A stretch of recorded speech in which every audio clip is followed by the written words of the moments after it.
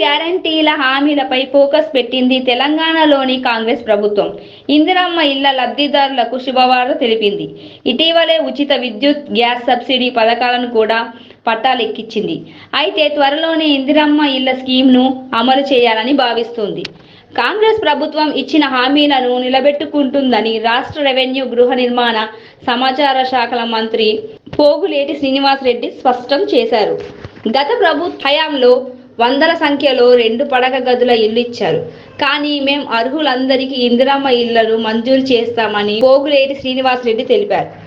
గత ప్రభుత్వంలో ఇచ్చిన గృహలక్ష్మి దరఖాస్తులను కాంగ్రెస్ సర్కారు రద్దు చేయడంతో వారంతా తిరిగి దరఖాస్తు చేసుకున్నారు. మొత్తంగా ఇందిరమ్మ ఇళ్ల కోసం ప్రజలు అత్యధిక సంఖ్యలో దరఖాస్తులు ఇచ్చారు.